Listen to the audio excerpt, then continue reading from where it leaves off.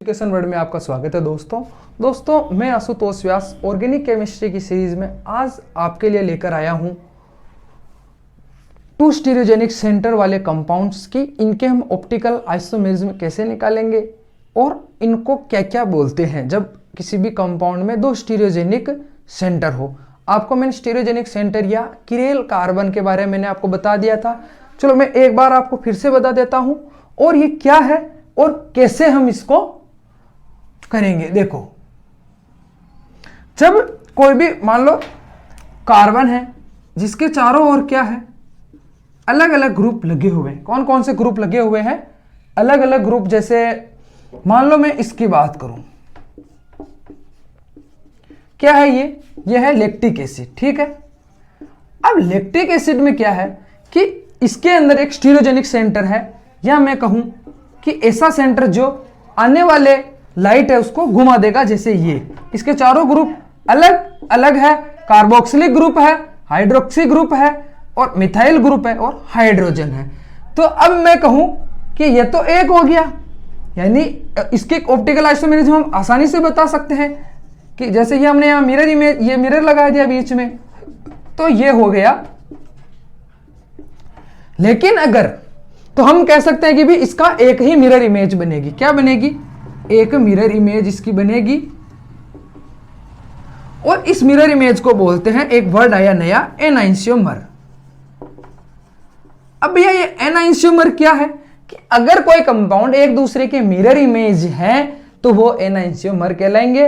और अगर एक ही क्या हो, स्टीरियोजेनिक सेंटर हो, तो हम कह सकते हैं कि भैया ये इनकी जो ऑप्टिकल आइसोमेरिज्म में जो है बनेंगे वो एक बनेगा।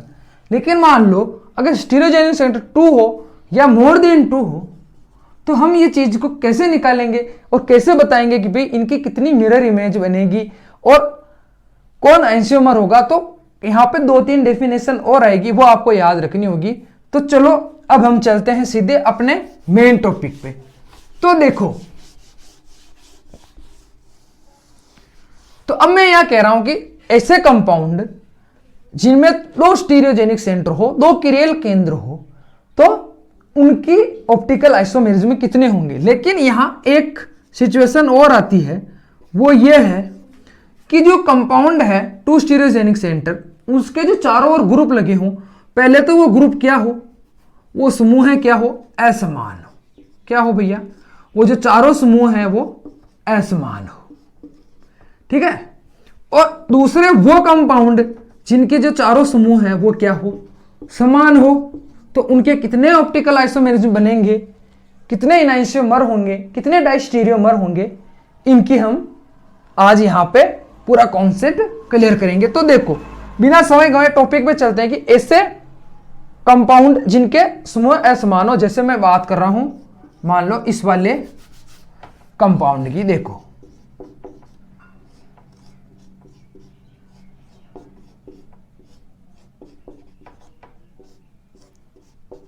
अब यहां पर किरेल कार्बन कौन से हैं, स्टीरियोजेनिक सेंटर कौन से हैं, ये, और इन दोनों के ग्रुप अलग अलग। अलग अलग का ग्रुप का मतलब है कि एक भी ग्रुप अगर अलग है तो चारों अलग अलग हो गए। जैसे इसके यहां पर क्या लगा हुआ है, कार्बोक्सिलिक ग्रुप, जबकि इसके यहां पर क्या लगा हुआ है, एक मिथाइल ग्रुप। तो ऐसे करके ये हो गया कि इनके अब इनकी मिरर इमेज कैसे बनेगी। तो मिरर इमेज में क्या होगा, मान लो यहां पर मैंने क्या लगा दिया, एक मिरर लगा दिया। ठीक है, अब मिरर लगाते ही देखो कैसे बनेगा, ये तो वैसा का वैसे ही आएगा।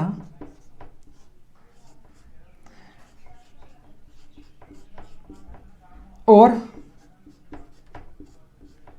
अब यहां एक सिचुएशन और आती है जिसकी भी हम चर्चा कर लें कि इस वाले कंपाउंड में तो दोनों क्लोराइड कंपाउंड एक ही साइड में लगे हो, लेकिन अगर अपना कंपाउंड ऐसे हो, ये वाला,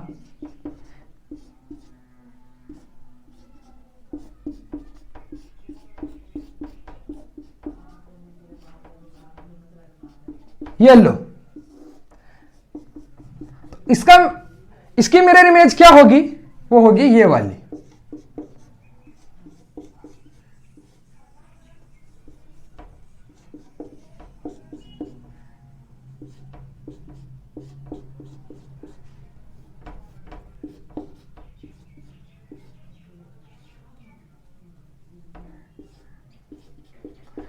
अब क्या है कि मैंने आपको दोनों पोजीशन बता दी कि भाई कौन सा ग्रुप क्या है, अलग अलग ग्रुप है, और अलग अलग ग्रुप में जो उनके कंपाउंड से जो जुड़ने की जो पोजीशन है वो अलग अलग है। कि भाई एक में जो ये क्लोराइड कंपाउंड है दोनों एक साइड में है, और एक में क्या है दोनों अलग अलग साइड में है। तो अपने को यहां पे इस सिचुएशन में अपने को 4 आइसोमर मिले। कितने आइसोमर मिले? 4। तो अब यहां पर एक फॉर्मूला है, एक सूत्र है, वो है n स्क्वायर, और यहां पे n का मतलब है स्टीरियोजेनिक सेंटर। तो यहां पे कितने स्टीरियोजेनिक सेंटर है? 1 और 2। तो ये लो 2 स्क्वायर 4, यानी अपना फॉर्मूला यहां पर फिट बैठता है। हम ऐसे करके इनकी निकाल सकते हैं। ये तो हो गई कि ऑप्टिकल आइसोमेरिज्म। अब इनमें से कौन से एनाइसोमर है और कौन से डाइस्टीरियोमर है उनकी चर्चा करते हैं। देखो यहां पे मैं इसको स्ट्रक्चर फर्स्ट, इसको स्ट्रक्चर सेकंड, इसको स्ट्रक्चर थर्ड एंड इसको स्ट्रक्चर फोर्थ देता हूं। तो अगर कंपाउंड एक दूसरे का मिरर इमेज है, मिरर इमेज से मतलब कि जैसे देखो इधर क्लोराइड है, जैसे ही मिरर में देखूंगा मेरे को क्लोराइड उसके अपोजिट साइड दिखेंगे, तो ये पूरा का पूरा इसका मिरर इमेज है। तो इसका मतलब क्या है कि ये क्या है, एक दूसरे के जो फर्स्ट एंड सेकंड एक दूसरे के क्या है, एनाइसोमर है। ओके, और वैसा का वैसे अगर मैं फोर्थ और थर्ड को देखूं तो ये भी एक दूसरे के क्या है, एनाइसोमर है। ठीक है, आप समझ गए होंगे कि एनाइसोमर क्या है, एक दूसरे की मिरर इमेज है, इसका मतलब वो एनाइसोमर। लेकिन अब मैं फर्स्ट और सेकेंड और फोर्थ को देखूं, क्या ये फर्स्ट थर्ड और फोर्थ की मिरर इमेज है, या थर्ड और फोर्थ क्या फर्स्ट की मिरर इमेज है? तो ये एक नहीं है, फर्स्ट की मिरर इमेज ये नहीं है। इसका मतलब ये क्या है, ये एक दूसरे के डाइस्टीरियोमर है, यानी इनके ग्रुप तो सेम है लेकिन जुड़ने की पोजीशन अलग अलग है। तो वो क्या कहलाएंगे, डाइस्टीरियोमर। तो फर्स्ट थर्ड एंड फोर्थ क्या है, एक दूसरे के डाइस्टीरियोमर है। वैसा क्या वैसा ही अगर मैं सेकेंड को देखूं और थर्ड और फोर्थ को देखूं तो ये भी एक दूसरे के मिरर इमेज नहीं है, तो ये भी क्या है, एक दूसरे के डाइस्टीरियोमर है। तो ये हो गई आपके अलग अलग कि कौन से डाइस्टीरियोमर है और कौन से डाइस्टीरियोमर नहीं है, या कौन से। अब इनमें एक चीज और आती है, वो आती है एरिथ्रो, कौन सी चीज, एरिथ्रो एंड थ्रियो। अगर यहां पे जुड़ने वाला जो ग्रुप है, मान लो मैं क्लोराइड को ले लूं या मैं हाइड्रोजन को ले लूं, ठीक है, कौन सा भी मैं ग्रुप ले लूं, तो अगर ये ग्रुप एक साइड है, चाहे मैं इसको ले लूं, फर्स्ट और सेकंड को ले लूं, चाहे मैं इसको ले लूं, फर्स्ट और सेकंड को ले लेता हूं, कोई सा भी ग्रुप ले लो, देखो दोनों में एक साइड है, यानी ये एक दूसरे के क्या है, एरिथ्रो है। क्या है, एरिथ्रो। मैंने कहा ना कि आगे थोड़े अलग अलग जो डेफिनेशन आएगी हम उन पे विशेष यहां चर्चा करने वाले। तो क्या है, ये एक दूसरे के एरिथ्रो है। एरिथ्रो कैसे, कि जो इनके जो ग्रुप लगे हुए हैं वो एक ही साइड में है, लेकिन मैं यहां देख रहा हूं कि यहां पे ये ग्रुप अलग अलग है, यानी एक ही साइड में नहीं है। तो जब एक ही साइड में नहीं है, ऐसा भी इसमें है, तो ये एक दूसरे के क्या है, थ्रियो है। ठीक है, एरिथ्रो और थ्रियो समझ गए होंगे आप। चार अपने सामने चार डेफिनेशन आई, enantiomer, diastereomer, erythro and threo, चारों आप समझ गए होंगे। अब हम चलते हैं उन ग्रुप में जिनमें क्या है कि स्टीरियोजेनिक सेंटर पे जुड़ने वाले जो ग्रुप है वो सेम हो, तो क्या करेंगे, उनके कैसे हम निकालेंगे। तो मैं यहां बात करूंगा टार्टरिक एसिड की। किसकी चर्चा करने वाला हूं मैं, टार्टरिक एसिड। आपका टार्टरिक एसिड होता है ये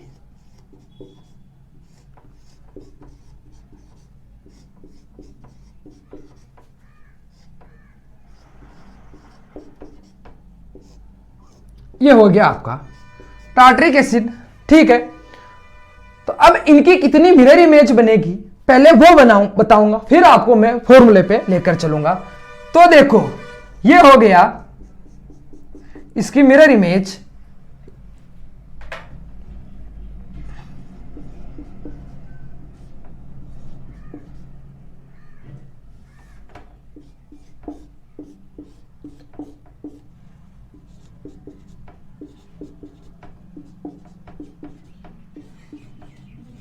ठीक है, अब मान लो नेक्स्ट पोजीशन पे चलता हूं कि वहां पर भी क्या हो कि ये जो हाइड्रोक्सी ग्रुप हो वो अलग अलग साइड हो, तो क्या होगा।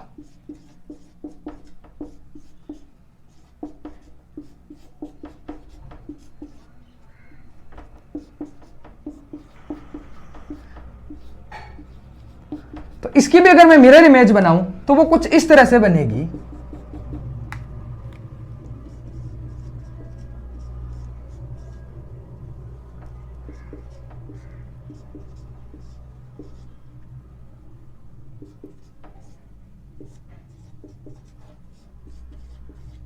ये देखो, तो ये इनकी मिरर इमेज बन गई। ठीक है, क्या हुआ, इनकी मिरर इमेज बन गई। ठीक है, चलो अब क्या है कि इनके एनाइंसियोमर और डायस्टीरियोमर पे हम चर्चा करते हैं। पहले देखो, तो वही पहले की तरह आओ भैया, जो फर्स्ट एंड सेकंड है वो क्या है, एक दूसरे के एनाइंसियोमर है, और वैसे के वैसे ही फोर्थ एंड थर्ड एक दूसरे के एनाइंसियोमर है, और first and third and fourth क्या है, डायस्टीरियोमर है, और second and third and fourth भी क्या है, डायस्टीरियोमर है। ठीक है, लेकिन अब मैं यहां पे कहूं कि ये जो है वो ऑप्टिकल आइसोमेरिज्म में नहीं दिखाएंगे, तो आप क्या करोगे कि ये एक दूसरे के, देखो जो ऑप्टिकल आइसोमेरिज्म है, ये जो वर्ड है या ये जो कॉन्सेप्ट है, ये एक प्रैक्टिकल कॉन्सेप्ट होता क्या है, किसी भी कंपाउंड पे जब हम एक वर्णी समतल प्रकाश उसके ऊपर डालते हैं तो वो उससे होकर निकलता है। और अगर दो स्टीरियोजेनिक ग्रुप हो, कितने हो, दो स्टीरियोजेनिक सेंटर हो, और तो क्या होगा कि उस दो स्टीरियोजेनिक सेंटर पर अगर समान ग्रुप लगे हुए हैं जैसे ये वाला, तो क्या हो कि उनके बीच में एक सिमेट्री ऑफ एक्सिस बन जाएगा। जैसे मैं कह रहा हूं ये यहां पे ये सिमेट्री ऑफ एक्सिस बन गया, क्योंकि अगर मैं इस ग्रुप को काटूं तो मुझे सेम टू सेम वैसा ही ग्रुप मिल रहा है जैसा ऊपर। अब ये क्या हो गए, यहां पे क्या बन गया, सिमेट्री ऑफ एक्सिस बन गया। यानी कि अगर मैं इस पर, ठीक है, और अगर ये जो OH ग्रुप है, अगर वो इधर देख लो, ऐसे मान लो अगर मेरे ये राइट साइड है तो मैं बोलूंगा कि ये क्या है, D है, और अगर ये लेफ्ट साइड है तो मैं क्या बोलूंगा कि ये L है। अब देखो, जैसे ही यहां पर क्या हुआ, मैंने लाइट डाली एक वर्णी, तो इस OH ने क्या हुआ कि उसको D या क्लॉकवाइज उसको घुमा दिया, तो लेकिन जैसे ये यहां से होकर गुजरेगा, ये वापस उसको उसी दिशा में घुमा देगा जैसे ये जिस दिशा में ये घूमता हुआ आया। तो क्या होगा कि ये एक दूसरे के ऑप्टिकल आइसोमेरिज्म नहीं बनाएंगे। ऑप्टिकल आइसोमेरिज्म तभी बनता है, एक बात आप याद रख लें, इसको गांठ बांध लें कि अगर किसी कंपाउंड के बीच में सिमेट्री ऑफ एक्सिस बन रहा है, यानी दो भागों में काटने पर दोनों भाग समान हैं, तो वहां पर ऑप्टिकल आइसोमेरिज्म नहीं होता है। ये आप याद रख लें, इसीलिए ये एक दूसरे के ऑप्टिकल आइसोमेरिज्म नहीं बनाएंगे। एनाइंसियोमर और स्टीरियोमर तक ठीक है, लेकिन अगर मैं प्रैक्टिकली रूप से जाऊं तो ये चीज पॉसिबल नहीं है। उसका एक ही रीजन है कि भाई क्या होगा कि ये उसको जिस दिशा में घुमाएगा, मतलब ये क्या होगा, यहां पर आएगा तो ये उसको घुमा देगा OH ग्रुप, लेकिन ये भैया उसको जो स्टीरियोजेनिक सेंटर है वापस उसी दिशा में उसको घुमा देगा जिस दिशा में ये आ रहा था। लेकिन अगर मैं और भी चीजों की बात करूं तो इनमें अगर ग्रुप ये एक साइड है तो ये वापस एरिथ्रो ग्रुप है और ये वापस क्या है, एक दूसरे के थ्रियो है। ठीक है, थ्रियो और एरिथ्रो तक ठीक है, लेकिन अगर मैं बात करूं तो इनके कितने बनेंगे, सिर्फ यहां पर इनके 2 ऑप्टिकल आइसोमेरिज्म ही बनेंगे अगर ग्रुप समान है तो। ठीक है, रीजन क्या है भैया, रीजन यही है कि वो आने वाले प्रकाश को क्या करेंगे, घुमा देंगे। ये एज ए प्रैक्टिकल रूप, अगर थ्योरेटिकल रूप में जाएं तो हम आराम से ये वाला डायग्राम बना के, ये वाले स्ट्रक्चर बना के हम इनके स्टीरियोजेनिक सेंटर बता सकते हैं, इनके ऑप्टिकल आइसोमेरिज्म बता सकते हैं, एनाइसोमर बता सकते हैं, डाइस्टीरियोमर बता सकते हैं, एरिथ्रो थ्रियो बता सकते हैं। लेकिन प्रैक्टिकल रूप से ये चीज पॉसिबल नहीं है, जिसका रीजन मैंने आपको यहाँ बता दिया था।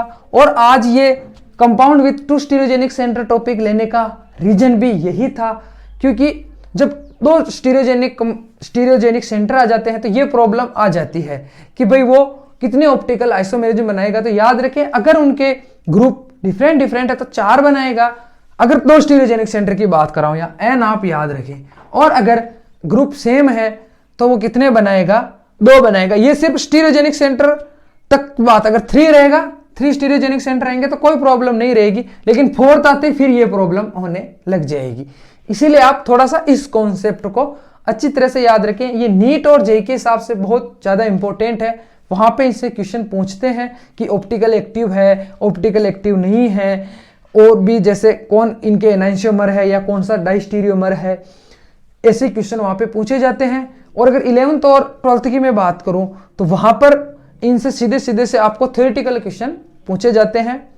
तो ये टॉपिक ऐसे करके यहाँ कंप्लीट होता है। और अब तक अगर आपने मेरे YouTube चैनल को सब्सक्राइब नहीं किया है तो सब्सक्राइब कर दें, लाइक करें और शेयर करें जरूरतमंद बच्चों को, क्योंकि ये एक फ्री क्लास है। मैं किसी ऐप पे नहीं पढ़ा रहा हूँ, मैं सीधा सा YouTube पे पढ़ा रहा हूँ, जो सभी के लिए है। एक मोबाइल आदमी खरीद सकता है और इस फ्री एजुकेशन को आप सब तक पहुँचाएं। धन्यवाद।